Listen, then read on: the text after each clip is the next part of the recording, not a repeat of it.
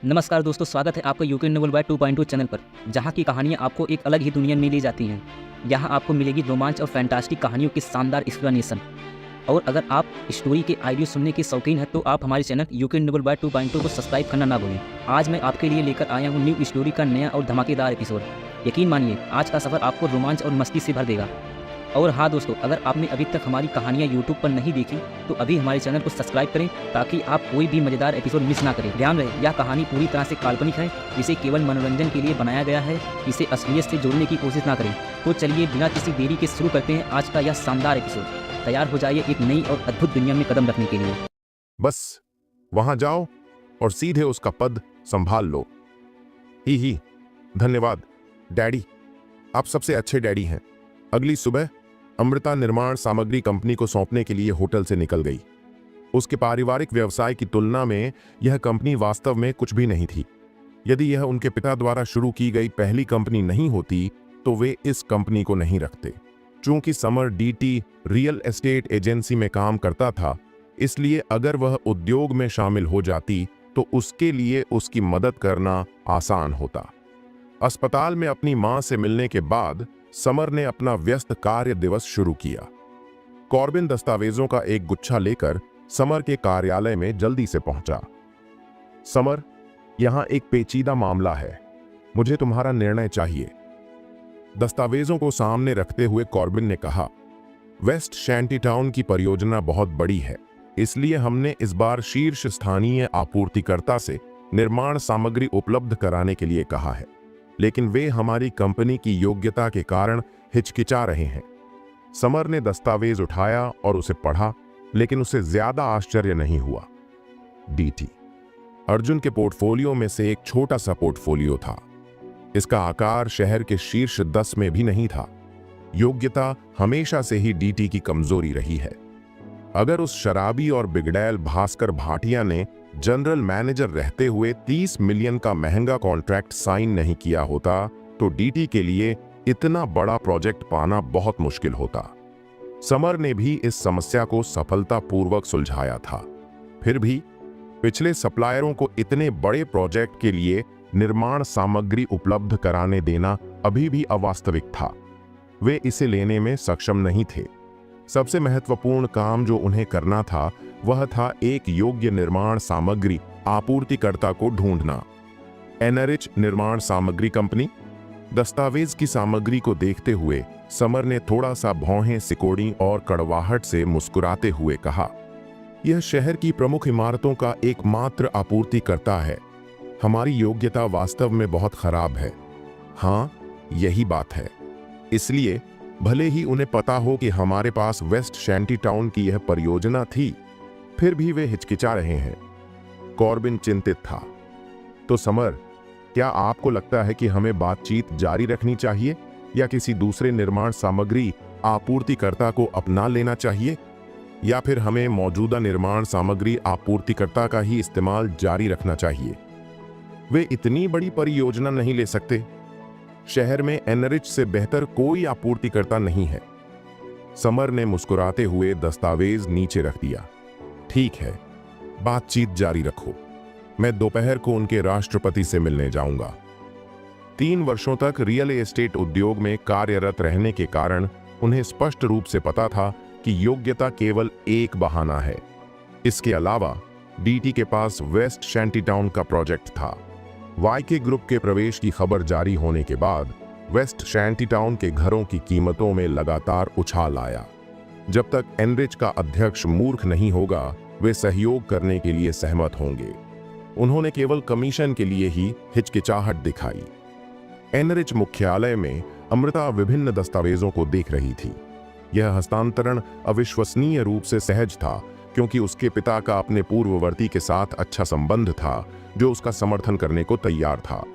लेकिन अगर वह कंपनी पर पूरा नियंत्रण रखना चाहती थी तो उसे और अधिक सीखने की जरूरत थी।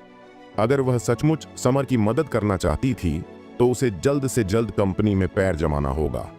टैप टैप, किसी ने दरवाजा खटखटाया। अंबर ने ऊपर नहीं देखा। अंदर आ जाओ। 30 वर्ष की आयु का एक आदमी सूट पहने हुए अंदर आया। वह एनरिच के भूतपूर्व अध्यक्ष वेदांश मित्तल थे। अमृता की वजह से उन्होंने डिप्टी जनरल मैनेजर का दूसरा पद संभाला। वेदांश इससे असंतुष्ट नहीं था। अमृता अपने बॉस की इकलौती बेटी थी। चूंकि अमृता अपने बॉस के व्यापारिक साम्राज्य एनरिच को संभाल रही थी, इसलिए उसके बॉस को कंपनी और उस पर बहुत भरोसा था। इसके अलावा वह अमृता के प्रदर्शन की भी सराहना करता था। वह वास्तव में ऐसी धनी उत्तराधिकारी नहीं थी जो मौज मस्ती के अलावा कुछ नहीं जानती थी। इसके अलावा वेदांश के मन में उसके बारे में कुछ अजीब विचार थे, क्योंकि वे दोनों लगभग एक ही उम्र के थे।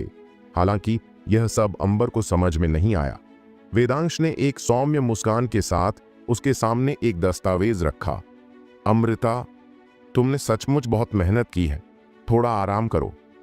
कोई बात नहीं। अमृता ने दस्तावेज देखा और वेदांश की ओर देखा। मिस्टर मित्तल, यह क्या है? वेदांश ने अमृता के सुंदर चेहरे को देखा और एक पल के लिए अपना दिमाग खोने से खुद को नहीं रोक सका।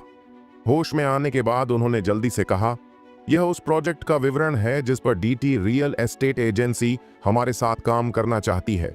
यह इस समय सबसे जरूरी प्रोजेक्ट भी है। DT real estate agency?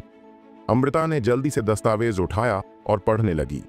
उसे याद आया कि समर कंपनी का डिप्टी जनरल मैनेजर था। वेदांश ने बताया, पिछले महीने डीटी को वेस्ट शैंटी टाउन का नवीनीकरण प्रोजेक्ट मिला।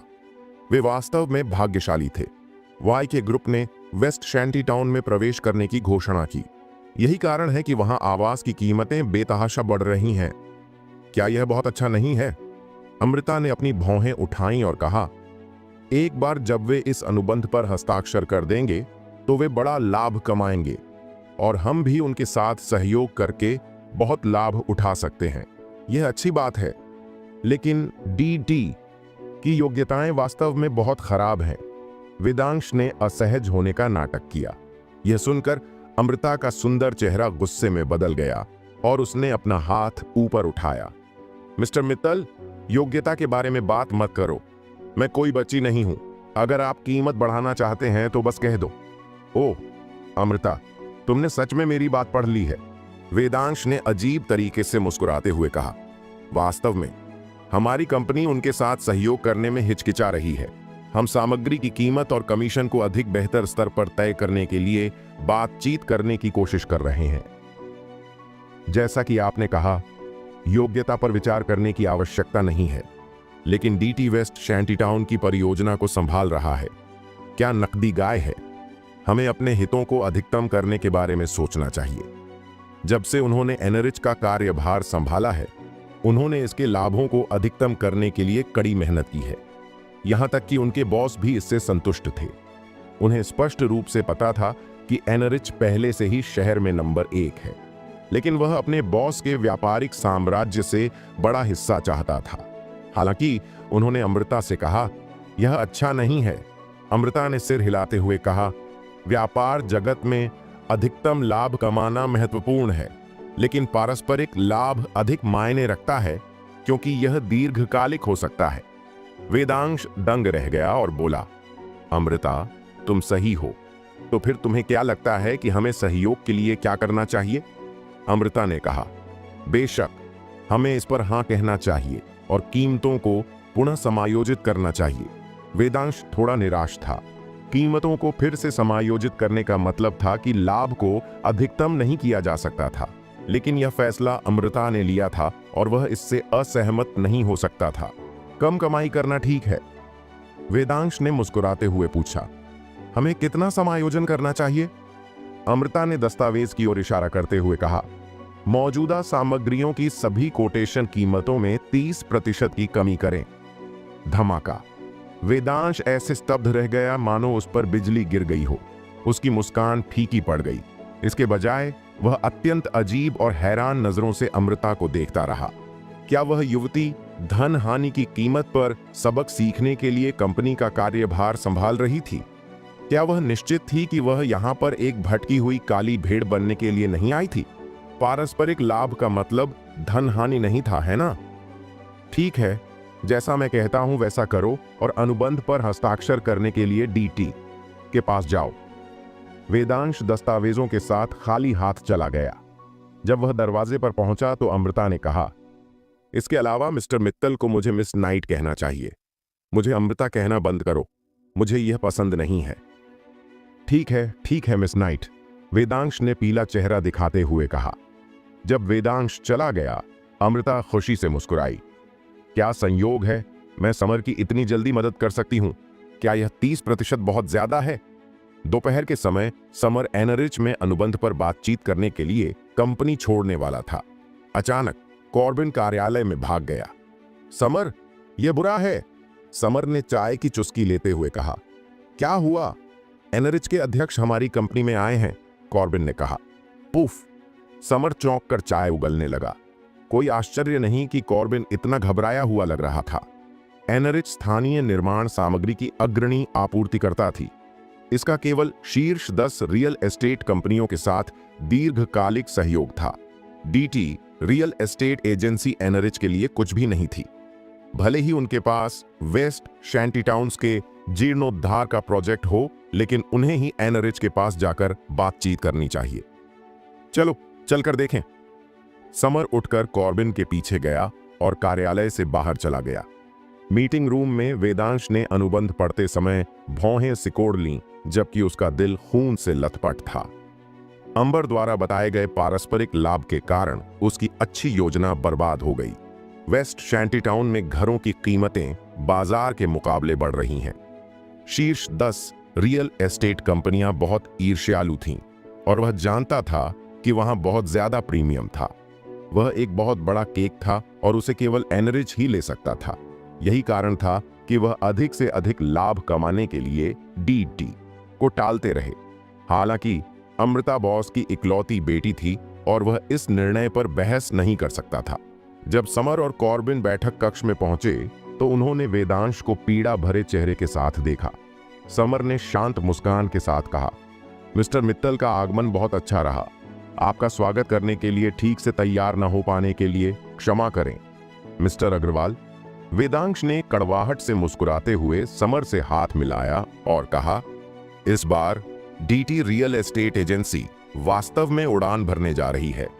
समर को वेस्ट शैंटीटाउन के नवीकरण परियोजना का महत्व अच्छी तरह पता था। वह यह भी जानता था कि रियल एस्टेट उद्योग के सभी मालिक उनसे बेहद ईर्ष्या करते थे। वह ऐसे शब्दों को लेकर संकोची नहीं थे और हल्के से मुस्कुराए। उभार। वेदांश ने प्रस्तावित अनुबंध मेज पर रख दिया। आप देख सकते हैं, अगर कोई समस्या नहीं है तो हम अनुबंध पर हस्ताक्षर कर देंगे। समर उलझन में था। उसके बगल में कॉर्बिन का चेहरा बदल गया। एनरिच ने अचानक इसका निपटारा क्यों कर दिया? मिस्टर मित्तल अनुबंध पर हस्ताक्षर करने के लिए यहां क्यों आए? समर ने असमंजस में अनुबंध उठाया और उसे उलट पलट कर देखा। केवल 2 पृष्ठ पढ़ने के बाद वह चौंक गया। मिस्टर मित्तल, क्या आप निश्चित हैं कि आपके पास सही अनुबंध है? क्या इस पर हमारे नाम नहीं लिखे हैं? यह गलत कैसे हो सकता है? वेदांश ने अपना हाथ उठाया और अपनी कनपट्टी को रगड़ा, जैसे उसे थोड़ा सिर दर्द हो रहा हो। समर ने जल्दी से अनुबंध को देखा और उसकी भौहें तन गईं। उसे सचमुच पता नहीं था कि क्या गलत हुआ था। सभी सामग्री कोटेशन पहले की तुलना में 30% कम थे। यहां तक कि भुगतान पद्धति भी मासिक से बदलकर त्रैमासिक कर दी गई थी। त्रैमासिक निपटान केवल उन शक्तिशाली कंपनियों पर लागू किया गया था। यह प्रस्तावित अनुबंध उनके और डीटी के लिए मुफ्त भोजन की तरह था। यहां तक कि उसे महसूस हुआ कि उसका दिल भी जोर जोर से धड़क रहा है। अनुबंध को शीघ्रता से पढ़ने के बाद समर ने उसे कॉर्बिन को सौंप दिया।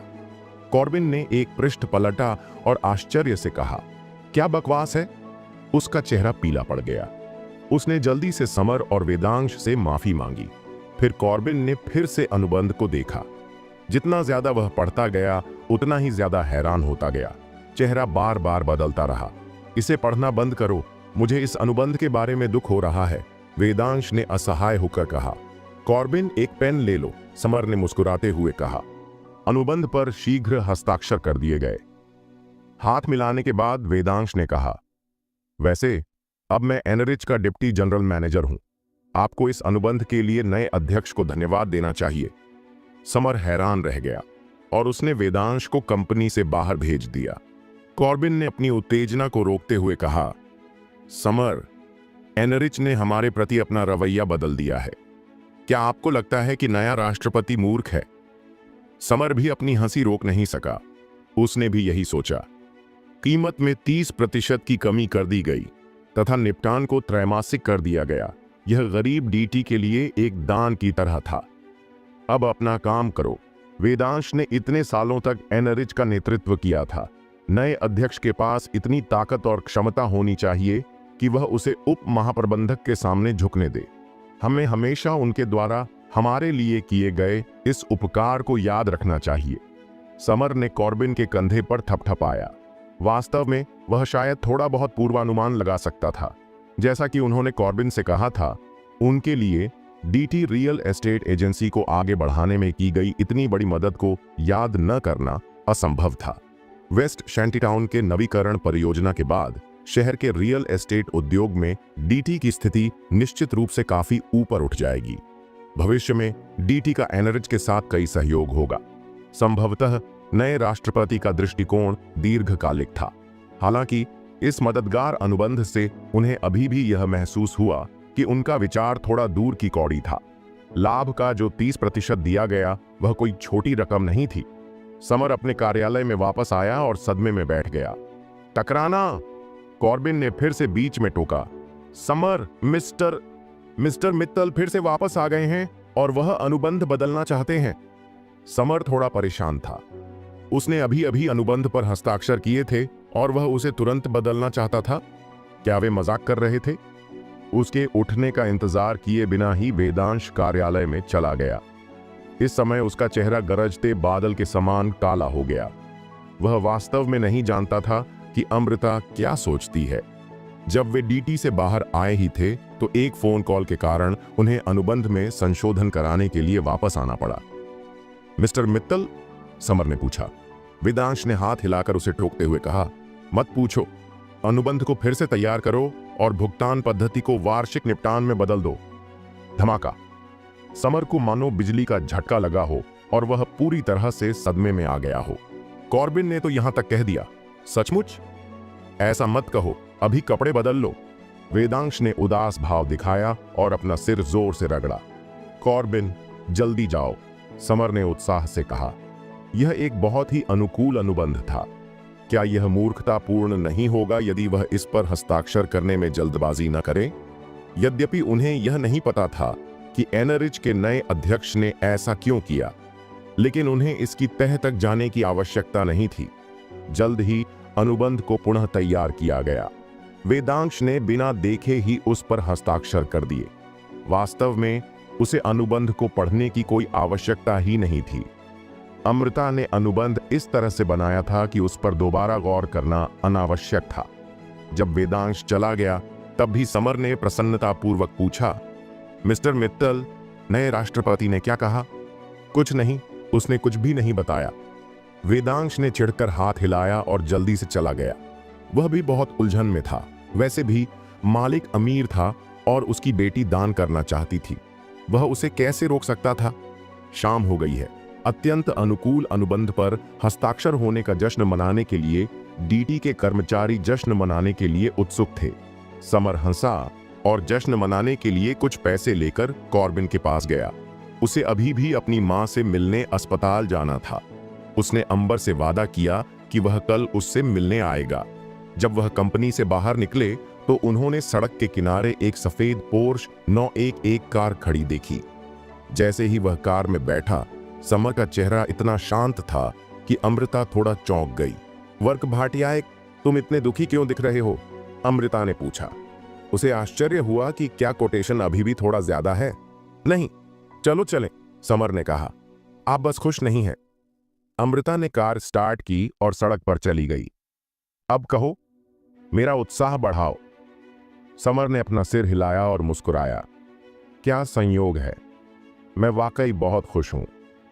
मैंने आज ही एनरिच के साथ एक अनुबंध पर हस्ताक्षर किए हैं। सामग्री का कोटेशन और भुगतान विधि पूरी तरह से हमारे डीटी के पक्ष में है। मैंने पूर्व अध्यक्ष वेदांश मित्तल से सुना कि यह एनरिच के अध्यक्ष थे जिन्होंने यह निर्णय लिया था।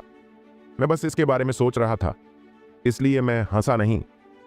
ही शायद उनके राष्ट्रपति को आप में रुचि है।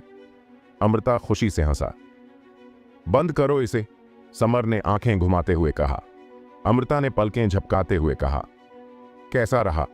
चूंकि आपने अभी बहुत बढ़िया काम किया है, इसलिए आपको कंपनी का उप महाप्रबंधक होने पर बहुत गर्व होना चाहिए, है ना? क्या आपके बॉस ने आपकी प्रशंसा की? समर का चेहरा कठोर लग रहा था। उसने अमृता को वास्तव में यह नहीं बताया था कि वह अब डीटी का बॉस है। क्या मुझे उसे अभी बताना चाहिए? एक क्षण के लिए हिचकिचाने के बाद समर ने अमृता को तुरंत यह बात बताने से स्वयं को रोक लिया। उसने अमृता की ओर देखा जो गाड़ी चलाने पर ध्यान दे रही थी। समर ने मुस्कुराते हुए कहा, अमृता, मैं तुम्हें बाद में एक सरप्राइज देना चाहता हूं। वे मित्र थे और हमेशा बातें सच सच बताते थे। वह नहीं चाहता था कि इस महीने जो कुछ हुआ उसके कारण अमृता उसके प्रति सहानुभूति रखे। आश्चर्य? अमृता ने भौहें सिकोड़ी और कुछ नहीं पूछा, बल्कि मुस्कुराई और सिर हिलाकर कहा, ठीक है। कार एलजे अस्पताल की पार्किंग में प्रवेश कर गई। कार से उतरने के बाद अमृता ने समर से अपना सामान ले जाने को कहा। सूटकेस खोलते ही समर अचंभित रह गया। सूटकेस फलों और टॉनिक से भरा था। हमारी पहली मुलाकात में मुझे अभद्र व्यवहार नहीं करना चाहिए। मुझे नहीं पता कि मिस अग्रवाल को यह पसंद आएगा या नहीं। मैंने अभी अभी कुछ खरीदा है, अमृता ने हल्की मुस्कान के साथ कहा। समर का दिल धड़क उठा। अंबर का मजाक एक सुई की तरह था जो उसके दिल में चुभ गई। वह जानता था कि अगर अंबर कुछ भी लेकर नहीं आए तो भी उसकी मां निश्चित रूप से खुश होगी। अमृता की गंभीरता की तुलना में कुछ लोग तो 3 वर्षों से उससे मिलने ही नहीं आए और यहां तक कि मरती हुई मां कहते रहे। अंबर और अंजलि में बहुत अंतर है। क्या हुआ? अंबर ने पूछा। कुछ नहीं, तुमने बहुत सारी चीजें खरीद लीं। समर ने मुस्कुराहट छिपाई और उसे अस्पताल ले गया। अमृता ने उसके पीछे फलों के 2 बैग उठाए और घबराहट में कहा, समर, मेरा इंतजार करो, मैं थोड़ा घबरा रही हूं। चलो साथ में अंदर चलते हैं। पारस में सुमित्रा तानिया के साथ खुशी से बातें कर रही थी। तानिया द्वारा अच्छी देखभाल किए जाने के कारण सुमित्रा बहुत जल्दी ठीक हो गई और उसके गाल गुलाबी हो गए। सुमित्रा तानिया को अपनी बेटी की तरह प्यार करती थी।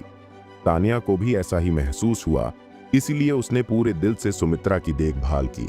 दरवाजा खोला और उन्हें खुशी से बातें करते देखा। मिस्टर अग्रवाल। तानिया तुरंत खड़ी हुई और समर को उसके द्वारा लाई गई चीजें उठाने में मदद की। समर, तुम इतनी सारी चीजें क्यों खरीदते हो? सुमित्रा हैरान थी। पिछले कई सालों से वह एक कठिन जीवन जी रही थी। समर के अमीर हो जाने के बाद भी वह अपनी बीमारी के कारण किसी भी चीज का आनंद नहीं ले पा रही थी। वह थोड़ा उदास महसूस कर रही थी क्योंकि समर ने बहुत सारी चीजें खरीदी थीं। इसकी लागत कितनी थी? मेरे दोस्त ने इसे खरीदा है। समर मुस्कुराया और अपना सिर अमृता की ओर घुमाया। अमृता अंदर आई और समर की ओर देखा। उसने उसे थोड़ी देर प्रतीक्षा करने को कहा, लेकिन उसे अकेले ही अंदर जाना पड़ा, जिससे वह बहुत घबरा गई। वह मुस्कुराई। नमस्ते मिस अग्रवाल, मैं अमृता नायक हूं, समर की दोस्त। हेलो, सुमित्रा ने मुस्कुराते हुए कहा। लेकिन जब उसने समर की तरफ देखा तो उसका चेहरा बदल गया। समर, तुम मिस नाइट की मदद क्यों नहीं करते हो? यह सुनकर अमृता हंस पड़ी। उसे थोड़ी राहत महसूस हुई। उसने समर के हाथों में फल थमा दिए और फिर सुमित्रा के पास जाकर मुस्कुराई। मिस अग्रवाल, यह आपकी बहुत दयालुता है। सुमित्रा मुस्कुराई और उसे लगा कि अमृता किसी तरह परिचित थी। मिस नाइट, क्या मैंने आपको कभी कहीं देखा है? समर ने फल नीचे रख दिए और समझाना चाहा कि अमृता ने अचानक कहा, नहीं, यह पहली बार है। समर ने अंबर को आश्चर्य से देखा। जब वह यूनिवर्सिटी में थी तब अमृता की मुलाकात उसकी मां से कई बार हुई थी। 3 साल पहले उसकी शादी में वह दुल्हन की सहेली भी बनी थी। सुमित्रा को अमृता याद नहीं थी क्योंकि वह बूढ़ी हो चुकी थी और वे 3 साल से एक दूसरे से नहीं मिले थे। अंबर ने इसे स्वीकार क्यों नहीं किया? सुमित्रा ने मुस्कुराते हुए सिर हिलाया और इसके बारे में और कुछ नहीं पूछा। उसने कहा, तानिया, कृपया मिस नाइट के लिए थोड़ा पानी ले आओ। हाँ मिस अग्रवाल, तानिया ने कहा। वह अंबर के लिए पानी लेकर आई और कुछ फल भी परोसे। समर को यह देखकर खुशी हुई। वह यह भी देख सकता था कि उसकी मां तानिया से बहुत खुश थी। केवल अमृता ने तानिया को देखकर भौहें सिकोड़ी। हालांकि अमृता एक पल में खिलखिलाकर मुस्कुरा दी। उसने सुमित्रा का हाथ पकड़ लिया और उससे बातें करने लगी। समर एक तरफ बैठा रहा और अमृता और सोफी को खुशी से बातें करते हुए देख रहा था। उसने उन्हें परेशान नहीं किया। जल्द ही तान्या फल लेकर लौट आई। तीनों महिलाएं खुशी खुशी बातें करने लगीं। अमृता बिल्कुल भी घमंडी नहीं थी, वह बहुत सहज थी। उसने तान्या से सेब भी लिया और सुमित्रा के लिए उसे छीला। फिर उसने उसे छोटे छोटे टुकड़ों में काटा ताकि सुमित्रा उसे आसानी से खा सके। जल्द ही 1 घंटा बीत गया। शाम बहुत हो चुकी थी। समर ने पहले अस्पताल छोड़ने की बात कही। अमृता ने सिर हिलाया और सुमित्रा की ओर देखकर मुस्कुराई। मिस अग्रवाल, आप जल्द ही ठीक हो जाएंगी। मैं जल्द ही आपसे फिर मिलूंगी। ठीक है, ठीक है। सुमित्रा ने सिर हिलाया और कहा, समर, देर हो रही है, मिस नाइट को घर भेज दो। मैं समझ गया मां। समर ने सिर हिलाया। अमृता के साथ जाने के बाद समर ने आखिरकार पूछा, वैसे तुमने मेरी मां को क्यों नहीं बताया कि तुम मेरी पुरानी सहपाठी और दुल्हन की सहेली हो? क्या तुम मूर्ख हो? अमृता ने आंखें घुमाई। मैं मिस अग्रवाल को उनकी वर्तमान स्थिति से कैसे परेशान कर सकती हूं? अगर मैं स्वीकार करूं कि मैं तुम्हारी सहपाठी और दुल्हन की सहेली हूं, तो क्या इससे उन्हें तुम्हारे और अंजलि के बारे में पुरानी बातें याद नहीं आएंगी? समर दंग रह गया। यदि अमृता ने उसे याद नहीं दिलाया होता तो वह इसके बारे में नहीं सोचता। इससे पहले कि वह होश में आता, अमृता ने एक अजीब सवाल पूछा, ओह हां, तुमने मुझे नहीं बताया, मिस अग्रवाल की देखभाल करने वाली वह लड़की कौन है? समर ने अपनी भौहें उठाईं। यह तान्या है, वह नौकरानी जिसे मैंने अपनी मां के लिए रखा था। वह वास्तव में एक नौकरानी है? अमृता ने तीखी नजरों से पूछा। तो फिर मुझे ऐसा क्यों लगता है कि मिस अग्रवाल उसके साथ इतना अच्छा व्यवहार करती है? अभी अभी मिस अग्रवाल ने मुझसे ज्यादा उससे बात की है। समर अवाक रह गया। अमृता बिना किसी बात पर झल्लाहट कर रही थी, लेकिन फिर भी उन्होंने समझाया, शायद ऐसा इसलिए है क्योंकि वह मेरी मां की अच्छी देखभाल करती है। वैसे भी वह दयनीय है, मेरी मां को उसकी समस्या पता होगी। समस्या क्या है? अंबर ने पूछा। समर ने अपना सिर हिलाया, लेकिन उसने कुछ नहीं कहा। तान्या एक महिला है, महिलाओं को सुंदरता पसंद होती है। यदि उसे मजबूर न किया जाता तो क्या वह अपने दोनों हाथों को कठोर बना लेती? यह उसकी निजता है ना? उसे इसका सम्मान करना चाहिए। अगर तुम नहीं कहना चाहती तो ऐसा मत कहो। अमृता ने मुंह बनाया। वैसे भी ये ठीक है, वह मिस अग्रवाल की नौकरानी है। क्या ठीक है? समर ने पूछा, क्योंकि वह समझ नहीं पाया था। अमृता विषय बदलना चाहती थी, इसलिए उसने समर से अपनी नजरें हटा ली। अचानक चीख की आवाज आई, अमृता! वे दोनों अचंभित होकर ऊपर की ओर देखने लगे। वहां से कुछ ही दूरी पर अंजलि एक थर्मस लिए खड़ी थी। जब उसने आश्चर्य से उनकी ओर देखा, इस समय हवा जमी हुई लग रही थी। यह वाकई शर्मनाक था। अमृता का चेहरा एक पल में बदल गया। उसे उम्मीद नहीं थी कि वे अस्पताल में अंजलि से मिलेंगे। समर ने उसके हाथ में पकड़े थर्मस को ठंडी निगाहों से देखा, जैसे उससे कोई बुरी बात याद आ गई हो। पिछले 3 सालों में अंजलि को सुमित्रा की कभी चिंता नहीं हुई थी, क्योंकि वह गंभीर रूप से बीमार थी। लेकिन अब उसने सुमित्रा की अच्छी देखभाल करके अपना रवैया बदल दिया है। आखिरकार सुमित्रा पहले अंजलि की सास थी। हालांकि समर को समझ में आ गया था कि पटेल परिवार ने कभी भी उसे और सुमित्रा को अपना रिश्तेदार नहीं माना था। अंजलि ने वह पैसा ले लिया जिसे वह अपनी मां के इलाज के लिए इस्तेमाल करना चाहता था, बस साहिल के नए घर के लिए अग्रिम भुगतान के लिए। इसलिए यह कोई खास बात नहीं थी कि उसे कभी सुमित्रा की चिंता नहीं थी। अंजलि ने अंबर को शून्य दृष्टि से देखा। यदि वे अस्पताल में एक दूसरे से नहीं मिले होते तो उसे पता ही नहीं चलता कि अमृता वापस आ गई है। लेकिन वह यह स्वीकार नहीं कर सकी कि अमृता समर के साथ यहां रह रही थी। अंजलि अमृता और समर के पास गई और अमृता से पूछा, तुम कब वापस आए? तुम मुझे क्यों नहीं बताते? अंजलि, मैं कल ही वापस आया हूं, अमृता ने कहा। अंजलि की आंखें तुरंत लाल हो गईं। उसने समर की नाक पर अपनी उंगली उठाई और अमृता से कहा, तो तुम उसके साथ क्यों हो? अंजलि, अमृता ने उदास चेहरे के साथ कहा, तुम मेरी दोस्त हो, समर भी मेरा दोस्त है। घर लौटने के बाद जाहिर है मुझे सबसे पहले सुमित्रा से मिलना होगा। यह सामान्य है ना? यह सामान्य नहीं है। उपन्यास नाटक अंजलि को लाल आंखों से पीड़ा महसूस हुई, लेकिन फिर भी उसने अपने दांत पीस लिए और जिद करते हुए अपना सिर ऊपर रखा। मैं तुम्हारी दोस्त हूं, मेरी वजह से तुम समर से दोस्ती कर सकते हो। उसे लगा जैसे अमृता ने उसके साथ विश्वासघात किया है। अमृता घर लौट आई और समर के साथ यहीं रहने लगी। वह क्या बकवास था। तुम्हारा काम खत्म हो गया, अगर तुम खत्म कर दोगे तो हम चलेंगे, समर ने ठंडे चेहरे से कहा। वह अंजलि से बहस भी नहीं करना चाहता था, क्योंकि यह समय की बर्बादी थी। उसने अंबर का हाथ पकड़ा और वहां से जाना चाहा, लेकिन जब वे अंजलि के पास से गुजरे तो वह भड़क उठी। क्या बकवास है। जिस आदमी से मैंने तलाक लिया था वह मेरी पूर्व सबसे अच्छी दोस्त के साथ क्यों रहेगा? अपना हाथ छोड़ो, अंजलि चिल्लाई और उसने उनके हाथ अलग किए और समर के चेहरे पर थप्पड़ मारा। पा, अंजलि, क्या तुम पागल हो? चौंक कर अमृता ने समर के गाल को प्यार से सहलाया। चलो चलें, उससे बहस मत करो। लेकिन अंजलि पागल लग रही थी। उसने हिंसक तरीके से अमृता का हाथ पकड़ लिया। क्या तुम सुमित्रा से मिलने नहीं आते? मैं भी तुम्हारा दोस्त हूं, मेरी मां भी यहीं रहती है, तुम मेरी मां से क्यों नहीं मिलते? फिर वह अमृता को हिंसक तरीके से अनीता के पारस में खींच ले गई। टकराना! अंजलि ने दरवाजा धक्का देकर खोला। किरण, अनीता और साहिल सभी चौंक गए जब उन्होंने अंजलि को रोते देखा। लेकिन जब समर ने अमृता का हाथ पकड़ा तो साहिल गुस्से से भड़क गया और चिल्लाया, समर, तुमने अंजलि को धमकाने की हिम्मत कैसे की? भाड़ में जाओ, मैं तुम्हें मार डालूंगा। साहिल, उसने अंजलि को धमकाया, उसे खूब मारो और यहां से निकाल दो। अनीता गुस्से से विकृत चेहरे के साथ दहाड़ उठी। जब अमृता ने साहिल को अपनी ओर आते देखा तो वह बहुत डर गई। तभी समर आया और अमृता को अपने पीछे खींच लिया। उसने गुस्से में साहिल से कहा, तुम बहुत असफल हो, तुम मुझे मारना चाहते हो? साहिल अवचेतन रूप से रुक गया।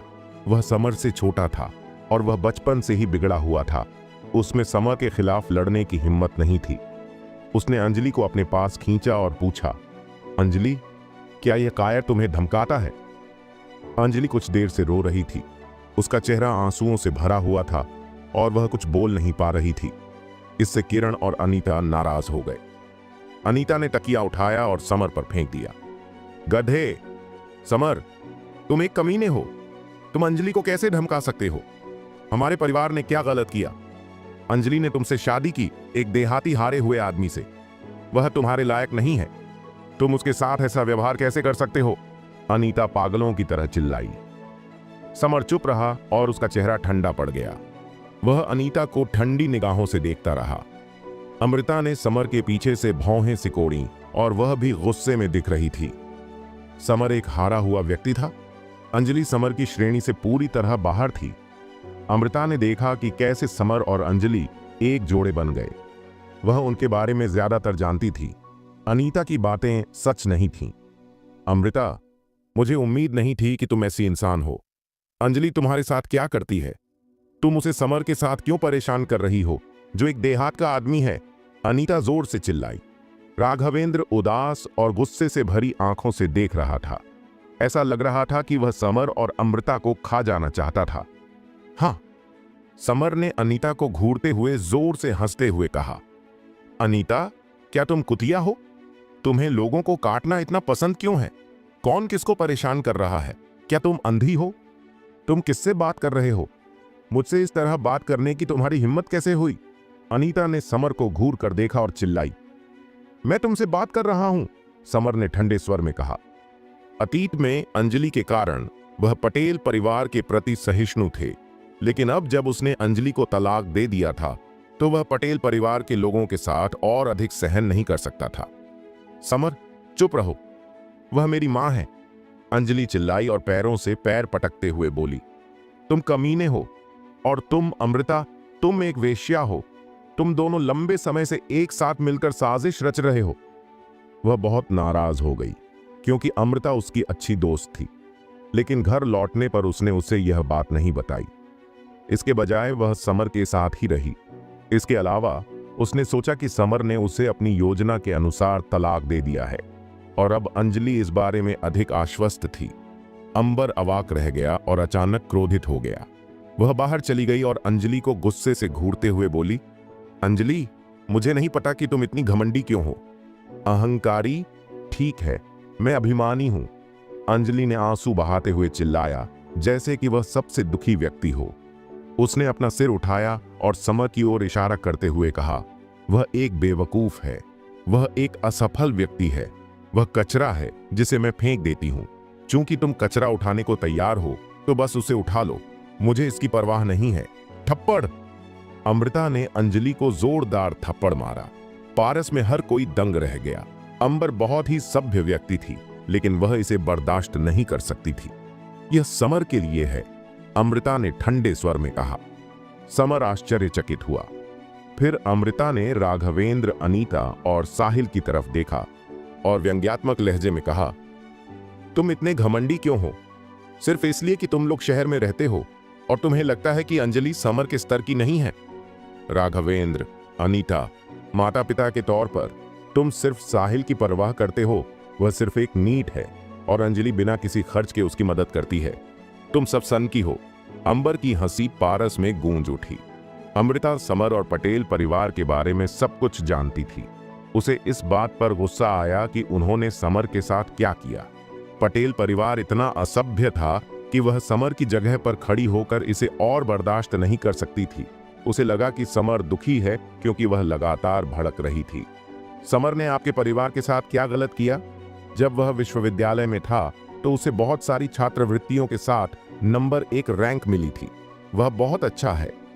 ग्रेजुएशन के 3 साल बाद वह रियल एस्टेट कंपनी का डिप्टी जनरल मैनेजर बन गया। शहर में रहने के अलावा तुम्हारे पास और क्या है? तुम लोग समर की श्रेणी से बाहर हो।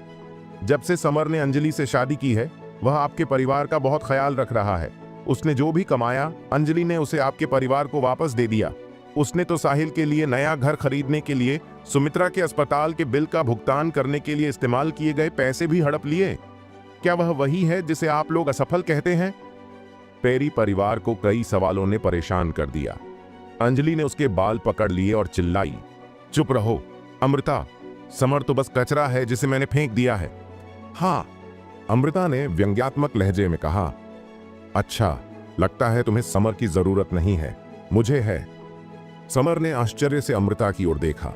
तुम लोग सिर्फ खून चूसने वाले हो। क्या समर तुम्हारा कर्जदार है? तुम लोग बस पूछते रहना ही पसंद करते हो। सुमित्रा की जान की कीमत पर भी तुम लोगों को शर्म भी नहीं आती, फिर भी तुम अपना सिर ऊंचा रखते हो। कितना हास्यास्पद है। अमृता ने समर का हाथ पकड़ा, उसे ऊपर उठाया और गर्व से कहा, तुम्हें समर नहीं चाहिए, मुझे चाहिए। मैं वास्तव में उससे प्यार करती हूं। मैं बस उसके साथ रहना चाहती हूं और मैं तुम लोगों को बताती हूं, मेरे साथ समर को अब और संघर्ष नहीं करना पड़ेगा। मेरे पास उसे उसके करियर और जीवन के शीर्ष तक पहुंचने में मदद करने की क्षमता है। कार में समर को कृतज्ञता का एहसास हुआ और उसने कहा, आपने जो किया उसके लिए धन्यवाद। उन्होंने वास्तव में अमृता की कार्रवाई का पूर्वानुमान नहीं लगाया था। जहां तक उसे पता था, यह पहली बार था जब अमृता ने अपना नियंत्रण खो दिया था। लेकिन समर जानता था कि अमृता ने उसकी मदद करने के लिए ऐसा किया था। उनके परिवार ने अपनी सीमा लांघ दी। अमृता अभी भी स्पष्ट रूप से गुस्से में थी। मुझे दुख है क्योंकि आपके साथ अन्याय हुआ है। समर मुस्कुराया, लेकिन जब तुम गुस्से में होती हो तो बहुत सुंदर लगती हो।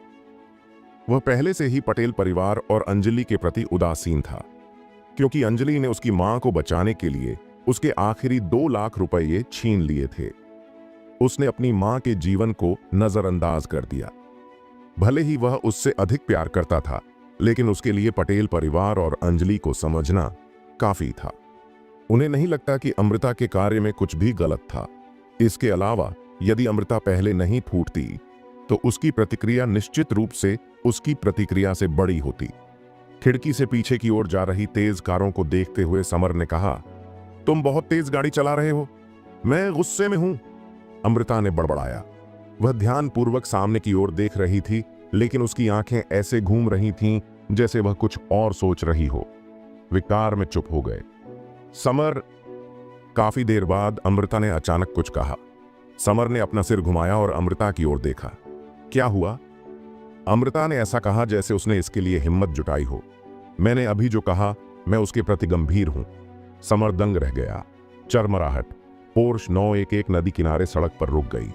अमृता ने अपना हाथ उठाया और अपने माथे के लंबे बालों को पीछे की ओर कर दिया। उसकी बड़ी बड़ी रत्न जैसी आंखें समर को पूरी गंभीरता से देख रही थीं। क्या तुम जानते हो कि मैं अचानक वापस क्यों आ गई? समर और अमृता एक दूसरे को देखकर अचंभित हो गए। जब समर कुछ कहना चाहता था, अमृता एक कदम आगे थी। तुम्हारी वजह से मैं तुम्हें पसंद करती हूं। मैं तुम्हारे लिए वापस आई हूं। यह सब इतना अचानक हुआ कि समर काफी घबरा गया। उन्होंने शांत रहने का नाटक किया और मुस्कुराते हुए कहा, क्या यह स्वीकारोक्ति है? अमृता ने गंभीरता से सिर हिलाया। मैं हमेशा से तुम्हें दूसरे साल से ही पसंद करती रही हूं, लेकिन तुम्हें हमेशा से अंजलि पसंद रही है, इसलिए मैं खुद को दबाती रही। जब तुम्हारी शादी हुई तो मैंने तुम्हारी दुल्हन की सहेली के रूप में तुम्हें शुभकामनाएं दी। उम्मीद है कि तुम उसके साथ एक लंबा और खुशहाल जीवन बिताओगे। लेकिन कुछ देर रुकने के बाद अंबर ने अपना सिर नीचे कर लिया। फिर वह शांत हुई और बोली, लेकिन मैंने कभी नहीं सोचा था कि पटेल परिवार तुम्हारे साथ ऐसा व्यवहार करेगा। मुझे पता था कि इतने सालों में तुम्हारे साथ क्या हुआ। मैं सब जानती थी। मेरा दिल दुखता है। जो भावनाएं शांत हो गई थीं, वे पुनः उभर आईं। इससे अंबर के आंसू अनियंत्रित रूप से बहने लगे। मुझे पता था कि तुमने इन 3 सालों में बहुत कुछ सहा है। मैं कल्पना भी नहीं कर सकता कि तुम पिछले 1 महीने में कैसे जी पा रहे हो। इसलिए जब मुझे पता चला कि तुम और अंजलि का तलाक हो गया है, तो मैंने तुरंत यहां वापस आने के बारे में सोचा। मैं तुम्हारे साथ रहना चाहता हूं और तुम्हारा बोझ अपने साथ बांटना चाहता हूं। भले ही मैं तुम्हें सहारा देने के लिए सिर्फ अपना कंधा ही क्यों न दे रहा हूं। अमृता को रोते हुए देखकर समर पूरी तरह से खो गया। उसने कभी महसूस नहीं किया था कि अमृता उसके लिए कुछ खास महसूस करती है। जब से वे विश्वविद्यालय में एक दूसरे को जानते थे, तब से उनके बीच हमेशा हंसी मजाक चलता रहता था। गहरी सांस लेने के बाद समर ने टिश्यू लिया और अमृता के आंसू पोंछे। वह धीरे से कड़वी मुस्कान के साथ बोला, यह तुम्हारे लिए उचित नहीं है। मैंने कुछ समय पहले ही अंजलि से तलाक लिया है। अमृता हमेशा से अकेली रही थी, जबकि उसने अंजलि से तलाक ले लिया था। मुझे परवाह नहीं है। अमृता की आंखें दृढ़ दिखीं। विदेश में 3 साल बिताने के बाद ऐसा नहीं है कि मेरे माता पिता ने मुझे दोस्त बनाने नहीं दिए। मैं बस तुम्हें भूल नहीं पा रही हूं। भले ही वे लोग मुझसे बेहतर थे, लेकिन मुझे नहीं पता कि हर बार जब मैं उनसे मिलती हूं तो मेरा मन तुम्हारे बारे में क्यों सोचता है। समर मुस्कुराया और ऐसे दिखावा किया जैसे वह मजाक कर रहा हो। इतना गंभीर क्यों हो? क्या मैं अब भी इतना आकर्षक हूं? मुझे तो यह भी नहीं पता कि मैं कब तुम्हारे प्यार में पड़ गया। अंबर की रोती हुई आवाज बहुत दयनीय और असहाय लग रही थी। ये भावनाएं अज्ञात स्थान से आई थीं, लेकिन ये बहुत गहरी थीं। समर हिचकिचाया। अचानक उसे समझ नहीं आया कि अमृता को क्या जवाब दे। जब अमृता ने देखा कि समर कितना हिचकिचा रहा है, तो वह अचानक उसकी ओर झपटी। कार के अंदर से आ रही पीली मंद रोशनी में उनकी आंखें मिलीं। अमृता के चेहरे पर आंसू हल्के से चमक रहे थे। दयनीय और सुंदर उसके दोनों हाथों ने समर का चेहरा पकड़ रखा था। उसने धीरे से कहा, मुझे तुम्हारे अतीत की परवाह नहीं है। मैं बस तुम्हारा भविष्य चाहती हूं। मैं तुम्हें उस मुकाम तक पहुंचने में मदद करने को तैयार हूं जिसके लिए तुम सक्षम हो और तुम्हें चमकने दूं। मैं अंजलि और अन्य लोगों की तरह तुम पर निर्भर नहीं रहूंगी। यह कहकर वह झुकी और उसे चूम लिया। एक पल में समर ने अपने होठों पर कोमलता महसूस करते हुए अपना शरीर सीधा किया। उसका दिमाग खाली हो गया। अचानक जैसे समर पर बिजली गिर गई हो, उसने अमृता की कमर को जकड़ लिया। फिर उसने धीरे से उसे दूर धकेल दिया। अमृता, माफ करना, मुझे लगता है कि हमें शांति से सोचना चाहिए। यह कहकर उसने दरवाजा खोला और कार से बाहर निकल गया। अंबर कार के अंदर बैठी हतप्रभ थी। वह अपने लाल होठों को काटते हुए समर को जाते हुए देखती रही। जल्द ही उसने अपना कांपता हुआ शरीर स्टीयरिंग पैन पर रख दिया। समर नदी किनारे का राजमार्ग छोड़कर तटबंध पर पहुंच गया। वह बस तटबंध के किनारे किनारे बिना किसी उद्देश्य के चलता रहा। नदी की ठंडी हवा के झोंके के साथ समर ने चमकती नदी की सतह को देखा। उसे ऐसा महसूस हुआ कि वह पूरी तरह से असमंजस में है या अचानक से फंस गया है। उस समय भी उसका मन अस्त व्यस्त और खाली था। उसने यह उम्मीद नहीं की थी कि अमृता उसके प्रति ऐसी भावनाएं रखेगी। इससे भी अधिक अप्रत्याशित बात यह थी कि अमृता ने अचानक और इतनी जल्दी उसके सामने अपनी गलती स्वीकार कर ली। लेकिन क्या यह अमृता के लिए उचित होगा? तटबंध पर बैठा समर हतप्रभ था। वह मन ही मन बहुत चिड़चिड़ा महसूस कर रहा था। समर, जिसने कभी धूम्रपान नहीं किया था, अचानक अपने दिल में चल रही चिड़चिड़ाहट भरी भावनाओं को दबाने के लिए सिगरेट जलाना चाहता था। उनकी पारिवारिक पृष्ठभूमि अंबर से बहुत अलग थी। इस कारण उसे सचमुच लगा कि उसने अंजलि से विवाह करके उसका सामाजिक स्तर ऊंचा उठाया है। इस प्रकार उन्होंने अपनी शादी के बाद अधिक पैसा कमाने के लिए कड़ी मेहनत की, लेकिन बदले में वह अपनी मां को नहीं बचा सका। यदि मिस्टर पारस न होते, यह सोचते ही समर की आंखें अचानक चमक उठीं। उसने अपनी जेब में रखे गोल्ड टाइगर बैंक कार्ड की ओर हाथ बढ़ाया। समर अचानक खुद पर हंसा। हाँ, अमृता को इसकी परवाह भी नहीं है और वह इस हद तक चीजें कर सकती है। मुझे इसकी परवाह क्यों करनी चाहिए? बड़बड़ाते हुए समर ने अपने फोन से अमृता को एक संदेश भेजा। माफ करना, मुझे अभी नहीं जाना चाहिए था। कुछ देर रुकने के बाद उसने दूसरा संदेश भेजा। मुझे लगता है हम इसकी कोशिश कर सकते हैं। इतने कम समय में अमृता के शब्दों के बारे में सोचकर उसकी भौहें तन गईं। उसने तीसरा संदेश भेजा। लेकिन तुम्हें वादा करना होगा कि तुम मेरी मदद नहीं करोगे। मैं यह कर सकता हूं। मैं जल्द ही तुम्हें एक सरप्राइज दूंगा, क्योंकि मेरी स्थिति अभी उतनी बुरी नहीं है जितनी तुम सोच रहे हो। इसके अलावा मैं किसी औरत पर निर्भर होकर जीना नहीं चाहता। डिंग। अंबर ने अंततः उत्तर दिया। संदेश बहुत सरल था, लेकिन इससे समर को असमंजस का एहसास हुआ। हे, तुमने तो पहले ही कर लिया। अंबर ने आखिरी बार यही जवाब दिया था। इससे समर बहुत उलझन में पड़ गया। जब वह अपार्टमेंट में वापस आया तो लिविंग रूम की लाइट जल रही थी। ब्रेंट अपनी आंखें बंद करके सोफे पर बैठ गया। समर मुस्कुराया। तुम अभी भी जाग रहे हो ब्रेंट? मास्टर जी, मिस्टर पारस ने फोन किया है। ब्रेंट ने अपनी आंखें खोलीं और गंभीरता से कहा, मिस्टर पारस रात भर में परिवार के पास लौट आए हैं, लेकिन जॉर्ज अभी भी शहर में है। क्या हुआ? समर ने पूछा। मिस्टर पारस को हमेशा उनके पिता द्वारा सहायता के लिए भेजा जाता था, जिनसे वे कभी नहीं मिले थे। कोई गंभीर घटना होनी चाहिए। अब मिस्टर पारस इतनी जल्दी परिवार के पास वापस आ रहे थे। इसके अलावा यह जॉर्ज से संबंधित होना चाहिए, अन्यथा ब्रेंट एक वाक्य में दो चीजों का सारांश नहीं दे पाएंगे। मुझे अभी तक नहीं पता। ब्रेंट ने अपना सिर हिलाया। लेकिन मिस्टर पारस ने फोन पर जो कहा था उसके अनुसार यह जॉर्ज से संबंधित लगता है। समर अचानक खुश हो गया। पिता, जिनसे वह पहले कभी नहीं मिला था, चाहते थे कि वह परिवार में वापस आ जाए और विरासत संभाले। अप्रत्याशित रूप से जॉर्ज ने मिस्टर पारस को रातों रात वापस बुला लिया। ऐसा लगता था कि आखिरकार पिता के पास परिवार में ज्यादा शक्ति नहीं थी। ब्रेंट ने समर के मन की बात जानते हुए कहा, मास्टर, अग्रवाल परिवार कोई मजाक नहीं है। आंतरिक शक्ति अच्छी तरह से संतुलित और दमित है, इसलिए आपके पिता पर भी लगाम लगाई जा रही है। जो कुछ भी। समर ने उदासीनता से अपना हाथ हिलाया।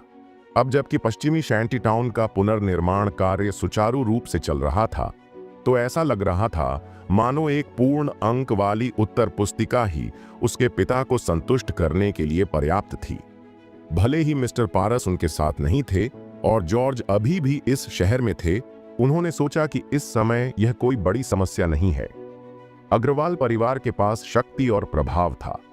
क्या यह शहर में भी शक्तिशाली था? भले ही जॉर्ज एक कठोर व्यक्ति था, समर को इस बात पर बहुत संदेह था कि वह इस शहर में किसी स्थानीय खलनायक को हरा सकता है। अगली सुबह जल्दी समर ने हमेशा की तरह ब्रेंट के साथ शारीरिक फिटनेस और लड़ाई कौशल का प्रशिक्षण पूरा किया। फिर वह डीटी एजेंसी की ओर चल पड़ा।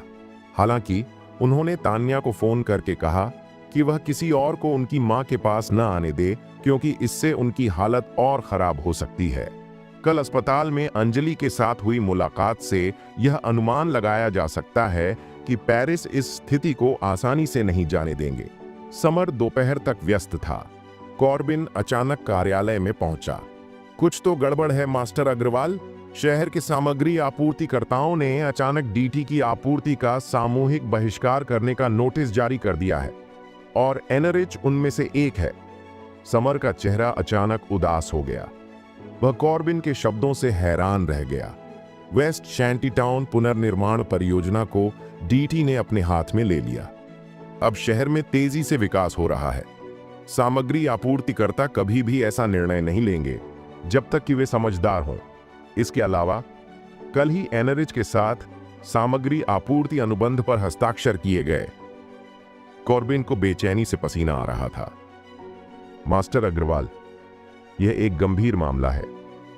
मैंने एनरिच के मिस्टर मित्तल से बात की। वह क्षतिपूर्ति देने को तैयार था। अगर हमारी कंपनी का शहर द्वारा वास्तव में बहिष्कार किया गया तो शहर के पुनर्निर्माण प्रोजेक्ट को अलग रखना होगा। जब तक कोई दूसरा मटेरियल सप्लायर नहीं मिल जाता तब तक निर्माण स्थल पर काम नहीं हो पाएगा। मुझे पता है, समर ने कॉर्बिन को टोका। एक बार जब रियल एस्टेट प्रोजेक्ट शुरू हो गया तो हर सेकंड पैसा खर्च हो रहा था। नया मटेरियल सप्लायर मिलने से पहले का अंतराल डीटी को बर्बाद करने के लिए काफी था। गहरी सांस लेने के बाद समर ने अचानक बुदबुदाया, क्या यह तुम हो? इस दौरान एनरिच में बोले। अमृता ने गुस्से में मेज पर रखे दस्तावेजों को तोड़ दिया। उसकी खूबसूरत आंखें गुस्से से जल रही थीं और वेदांश को घूर रही थीं। मिस्टर मित्तल, आपका क्या मतलब है? हमने कल ही आपूर्ति सामग्री पर डीटी के साथ एक अनुबंध पर हस्ताक्षर किए हैं। आज एनरिच बहिष्कार नोटिस पर क्यों है? उसे अभी अभी इसके बारे में पता चला है और उन्हें शुरू से ही बहिष्कार के बारे में पता नहीं था। वेदांश, जिन्होंने डीटी का प्रतिनिधित्व किया है और उनकी ओर से उस घोषणा पर हस्ताक्षर किए हैं। मिस्टर मित्तल, यह उद्योग का नियम है। डीटी नाराज है, वेदांश ने जानबूझकर शर्मिंदगी में कहा। अगर हम ऐसा नहीं करते हैं तो हम दूसरे प्रतिस्पर्धियों द्वारा दबा दिए जाएंगे। हालांकि एनरिच शहर में सबसे ज्यादा मटेरियल सप्लायर है, लेकिन यह इस तरह के झटके को झेल नहीं सकता। कुछ देर रुकने के बाद वेदांश ने अपनी आवाज कम कर ली, जैसे कि वह शिकायत कर रहा हो। इसके अलावा हमने डीटी के साथ जो अनुबंध किया था वह बहुत कम कीमत पर था। इसने पहले ही हमारे प्रतिस्पर्धियों के लिए भयंकर प्रतिस्पर्धा पैदा कर दी है। हम अनुबंध का उल्लंघन करने के लिए इस अवसर का लाभ उठा सकते हैं। क्या तुम मुझे मूर्ख समझते हो? अमृता नाराज हो गई और उसने फोल्डर की ओर इशारा किया। आप मुझे यह सब अनुबंध पर हस्ताक्षर होने के बाद क्यों बता रहे हैं? तो क्या हुआ अगर एनरिच को डीटी के साथ व्यापार करने में घाटा हो रहा था? सभी सामग्री आपूर्तिकर्ताओं ने अचानक डीटी, एक प्रतिस्पर्धी कंपनी का बहिष्कार कर दिया है। इस सब के पीछे कौन था? अमृता की आवाज ऐसी थी मानो उसने आखिरी वाक्य अपने दांतों के बीच दबा लिया हो। वह कोई मीठी गूंगी और अमीर महिला नहीं थी। उसे बचपन से ही कुलीन वर्ग द्वारा लाया गया था। विदेश में रहने के 3 सालों में भी उसने कभी ढिलाई नहीं बरती। वेदांश इतनी सरल बात पर उसे बेवकूफ नहीं बना सकता था। वह वेदांश की मदद करने के लिए चीन लौटी। भले ही उसे बड़ी कीमत चुकानी पड़े, लेकिन वह इसे वहन कर सकती थी। अप्रत्याशित रूप से ऐसी घटना घटित हुई। वेदांश का चेहरा पीला पड़ गया था और वह दांत पीस रहा था। तभी अमृता ने कहा, मुझे परवाह नहीं है कि इस सब के पीछे कौन था, और मुझे परवाह नहीं है कि आपने कितनी रिश्वत ली है। डीटी के पास जाओ और तुरंत माफी मांगो। इस अनुबंध का पालन किया जाना चाहिए, अन्यथा मैं तुम्हें नौकरी से निकाल दूंगा। अमृता, वेदांश गुस्से में था। क्या तुम पागल हो गई हो? क्या तुम्हें पता है कि अगर तुम ऐसा करोगी तो एनरिच को कितना नुकसान होगा?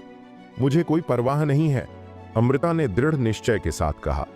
वेदांश ने उदासीनता से कहा, मुझे बड़े बॉस ने काम पर रखा था। केवल बड़े बॉस ही मुझे नौकरी से निकालने के योग्य हैं। तुम्हें यह अधिकार नहीं है। इतना कहकर वह मुड़ा और चला गया। अंबर एक कुर्सी पर बैठी थी और उसका चेहरा लाल दिख रहा था।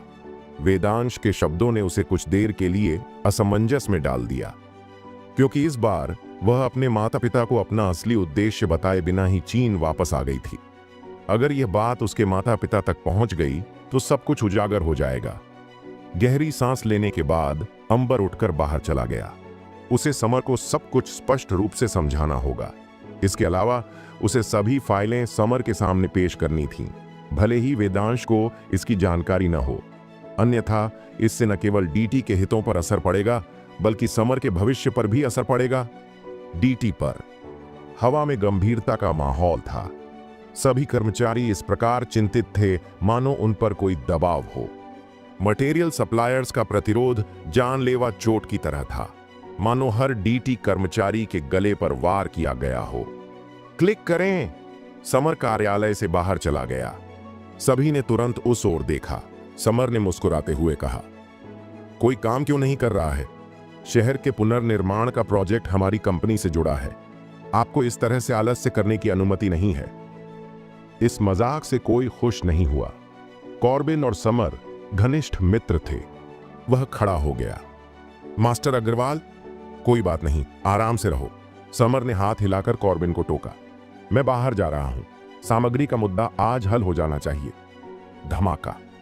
सभी कर्मचारी एक साथ दंग रह गए। इस शहर के सभी मटेरियल सप्लायर डीटी का बहिष्कार करने के लिए एकजुट हो गए हैं। आधे दिन में यह मामला सुलझ नहीं सकता, भले ही वह बातचीत करने के लिए दूसरे शहरों में गया हो। जब समर अग्रवाल ने कंपनी छोड़ी, कॉर्बिन कोच ने ताली बजाई। क्या आप सबने सुना?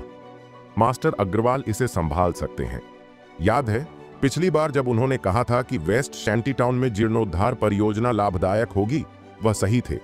हमें उन पर विश्वास रखना चाहिए। चलो कमर कस लें और कड़ी मेहनत करें। यह सुनकर जो कर्मचारी पहले घबराए हुए थे, उन्होंने राहत की सांस ली।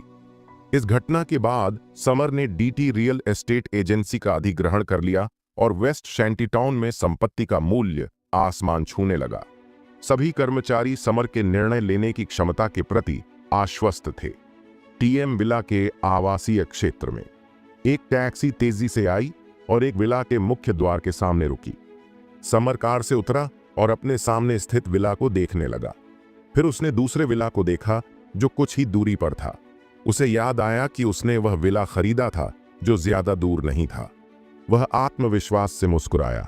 जॉर्ज, तुम चाहे कितने भी अच्छे क्यों ना हो, तुम मुझसे चतुराई से काम नहीं ले सकते। हमेशा ऐसे लोग होते हैं जिनके साथ तुम खिलवाड़ नहीं कर सकते। ब्रेंट ने उसे कल रात जो बताया तथा उस दिन जो घटना घटी, उससे यह पता चलता है। समर तुरंत पहचान गया कि इन सब के पीछे जॉर्ज का हाथ था। समर को अग्रवाल परिवार की पृष्ठभूमि के बारे में ज्यादा जानकारी नहीं थी।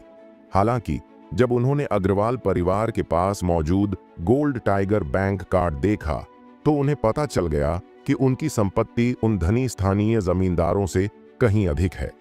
जब तक जॉर्ज कुछ पैसा खर्च करने को तैयार थे, तब तक सामग्री आपूर्तिकर्ताओं को डीटी का बहिष्कार करने के लिए राजी करना आसान था।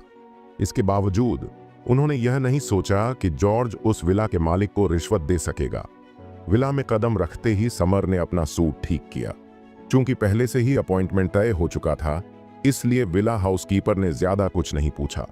उसने समर को सम्मानजनक तरीके से लिविंग रूम में ले गया। मधुर शास्त्रीय संगीत गूंज उठा। इससे यह विचित्र विला और भी अधिक आकर्षक हो गया, जिससे मालिक की सांस्कृतिक विरासत को प्रमुखता मिली। मास्टर, मिस्टर ह्यूज आ गए हैं। घर की नौकरानी ने सोफे पर बैठे आदमी से आदरपूर्वक कहा। वह आदमी जल्दी से उठा और समर की ओर चला गया। सुनहरे चश्मे के नीचे उसकी आंखें चमक रही थीं। यह अर्जुन लॉट था। मिस्टर लॉट, समर ने कहा। अर्जुन विनम्र था। उसने पूरे दिल से मुस्कुराया और समर का हाथ थाम लिया। समर, यहां आओ और बैठो। यहां अपने आप को घर जैसा महसूस करो। मुझे पता था कि तुम एक दिन चमकोगे और अब तुमने बड़ी उपलब्धियां हासिल की हैं।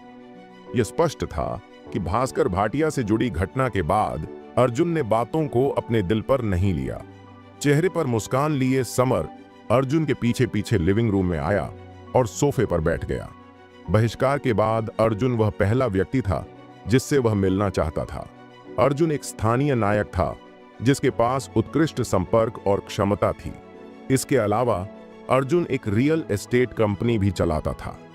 समर को भी नहीं पता था कि वह कितना प्रभावशाली था। वह अपने अनुभव के आधार पर ही इस बारे में एक साहसिक अनुमान लगा सकता था।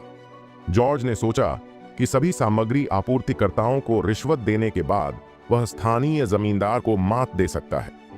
हालांकि वह अर्जुन को रिश्वत नहीं दे पाया, जो कि धनी स्थानीय जमींदारों में अग्रणी था। यद्यपि मिस्टर पारस चले गए थे, फिर भी अर्जुन को अभी भी याद था कि पिछली बार मिस्टर पारस ने क्या किया था। समर को अच्छी तरह पता था कि जॉर्ज पर कैसे वार करना है। इसके अलावा डिनर के दौरान जब भास्कर ने माफी मांगी तो समर ने अर्जुन का विरोध नहीं किया। यह एक बेहतरीन पुअर चाय है जो मेरे दोस्त ने मेरे लिए खरीदी है। इसकी कीमत 5 लाख रुपया है। यह निश्चित रूप से ताजगी देने वाली है। समर के लिए चाय परोसते हुए एडन मुस्कुराया। धन्यवाद मिस्टर लॉट। समर ने अर्जुन को धन्यवाद दिया। फिर उसने कहा, मिस्टर लॉट, जैसा कि मैंने आपको फोन पर बताया था, कृपया इस बार मेरी मदद करें, नहीं तो डीटी बड़ी मुसीबत में पड़ जाएगा। समर ने ज्यादा बात नहीं की और सीधे मुद्दे पर आ गया। हालांकि समर ने ऐसा कहते समय अपने आप को बहुत अधिक विनम्र नहीं दिखाया। ऐसा इसलिए था क्योंकि वह स्पष्ट था कि यदि वह स्वयं को बहुत अधिक नीचे गिराएगा तो भी यह लाभदायक नहीं होगा। अर्जुन लॉट आखिरकार एक व्यापारी था, आशा के अनुसार। अर्जुन ने चाय का घूंट लिया और पूछा, मिस्टर पारस कहाँ हैं? समर ने हंसते हुए कहा, मिस्टर पारस मेरे हितैषी हैं। अगर मैं मुसीबत में हमेशा उन्हीं की तलाश करूंगा तो उनका मुझे सलाह देना बेकार हो जाएगा। हाँ, तुम सही हो, अर्जुन ने हंसते हुए कहा, जैसे मैंने उस समय आपका मार्गदर्शन किया था। अगर मैंने आपको प्रदर्शन करने का मौका नहीं दिया होता तो आप 3 साल बाद भी उपाध्यक्ष नहीं होते। चाय का प्याला नीचे रखते हुए अर्जुन ने कहा, वास्तव में जब आप यहां आ रहे होंगे तो मैंने 3 विदेशी सामग्री आपूर्तिकर्ताओं से संपर्क किया है। उनके पास जो शक्ति है उसके साथ वेस्ट शैंटी टाउन में जीर्णोद्धार परियोजना के लिए पर्याप्त सामग्री की आपूर्ति करना उनके लिए कोई समस्या नहीं होगी। हालांकि यह थोड़ा महंगा हो सकता है। मैं समझता हूं, पैसा कोई समस्या नहीं है। समर ने सिर हिलाया और अर्जुन को धन्यवाद दिया। मैं इस बार आपकी मदद की सराहना करता हूं। मैं इसे हमेशा याद रखूंगा। तुम क्या कह रहे हो? मैं ही वह व्यक्ति हूं जिसने तुम्हें पाला है। जब तुम मुसीबत में हो तो मैं तुम्हारी मदद करूंगा। व्यापार करना युद्ध के मैदान में लड़ने जैसा है। हमेशा ऐसा समय आता है जब तुम ठगे जाते हो। हमें एक दूसरे की मदद करनी चाहिए, अर्जुन ने उदासीनता से कहा और चाय का स्वाद लेना जारी रखा। समर ने फिर अपने कप में चाय खत्म की। वह उठा और बोला, चूंकि मिस्टर लॉट मदद करने को तैयार हैं, इसलिए मैं पहले डीटी वापस जाऊंगा। मेरे लिए अभी भी बहुत सारे काम हैं। मैं ढिलाई नहीं बरत सकता। ठीक है, मैं आपको सामग्री आपूर्तिकर्ताओं से कोटेशन अनुबंध ईमेल कर दूंगा। आप स्वयं निर्णय ले सकते हैं। विला छोड़कर सूरज की रोशनी उसके पूरे शरीर पर पड़ रही थी। समर को उसकी गर्मी महसूस हो रही थी। हालांकि उसकी शर्ट का पिछला हिस्सा सूख गया था। विला की ओर देखते हुए समर पूरे दिल से मुस्कुराया। यदि वह अर्जुन से बातचीत जारी रखता तो शायद वह मिस्टर पारस के जाने के मामले को उजागर कर देता। पिछली बार भास्कर भाटिया द्वारा कुछ चालें चलने के बाद मिस्टर पारस ने इस मुद्दे को सुलझा लिया था। हालांकि इस बार मिस्टर पारस ने अर्जुन से मिलने से इनकार कर दिया, जबकि गंभीर बातें हुई थीं। जाहिर है इसके निहितार्थ बहुत गहरे थे। अर्जुन एक व्यापारी था और व्यापार में लोग मुनाफे को महत्व देते हैं। अगर उसे पता होता कि मिस्टर पारस शहर छोड़कर चले गए हैं तो यह तय करना उसके ऊपर था कि वह मदद करना चाहता है या नहीं। मिस्टर पारस की उपस्थिति या अनुपस्थिति समर के प्रति अर्जुन के रवैये को निर्धारित करती थी। ठीक उसी समय जब समर विला से बाहर निकला, अर्जुन ने चाय का प्याला नीचे रख दिया। उसने अपना चश्मा ठीक किया और धीरे से बोला, समर, मैं अपनी पूरी जिंदगी जुआ खेलता रहा हूं। मुझे उम्मीद है कि इस बार मैंने समझदारी भरा दांव लगाया है। मुझे उम्मीद है कि जब मिस्टर पारस वापस आएंगे तो तुम इस उपकार को याद रखोगे। डीबर्टी बिल्डिंग में पोर्शे 911 कार तेजी से आई और उसने तेजी से ब्रेक लगा दिया, जो सही जगह पर खड़ी थी। अमृता नायक जल्दी से कार से उतर गई। उसके आकर्षक शरीर ने चारों ओर चकित निगाहें खींच लीं। हालांकि उसने इसकी परवाह नहीं की और वह तेजी से इमारत में भाग गई। अमृता जब लिफ्ट में थी तो वह हाँफ रही थी। उसका चेहरा थोड़ा लाल हो गया था। ऐसा इसलिए था क्योंकि वह अभी जल्दी में थी। इतनी बड़ी घटना के बाद वेदांश मित्तल ने उसकी पीठ पीछे डीटी का बहिष्कार कर दिया। उसे जल्द से जल्द समर को व्यक्तिगत रूप से यह स्पष्ट करना था। सबसे महत्वपूर्ण बात, उसे समर के वरिष्ठ को यह स्पष्ट रूप से समझाने की जरूरत थी, इससे पहले कि वे समाधान खोजने के लिए मिलकर काम करें। यही कारण था कि वह व्यक्तिगत रूप से डीटी के पास पहुंची। डिंग, लिफ्ट आ गई। अमृता लिफ्ट से बाहर भागी और रिसेप्शनिस्ट से पूछा, नमस्ते, मैं अमृता हूं, एनरिच कंपनी की अध्यक्ष। मैं आपके सीईओ भास्कर भाटिया से मिलना चाहती हूं। वह समर की बहुत मदद करना चाहती थी, लेकिन उसे डीटी के बारे में ज्यादा जानकारी नहीं थी। एक फाइल से जानकारी पढ़ने के बाद उसे पता चला कि डीटी का अध्यक्ष भास्कर भाटिया नामक कोई व्यक्ति है। मिस्टर भाटिया? रिसेप्शनिस्ट चौंका। अमृता चिंतित थी। हाँ, भास्कर भाटिया। क्या वह यहां नहीं है? तो मैं आपके उपाध्यक्ष समर अग्रवाल से मिलना चाहूंगी। मिस्टर अग्रवाल? रिसेप्शनिस्ट ने उसे अजीब नजरों से देखा। मिस्टर अग्रवाल अब डीटी के अध्यक्ष हैं। धमाका! अंबर सदमे में थी और कांप रही थी। दोस्तों, आपको यह एपिसोड कैसा लगा हमें कमेंट करके जरूर बताएं और इस वीडियो को लाइक और शेयर करना ना भूलें। चलिए मिलते हैं एक नए एपिसोड के साथ।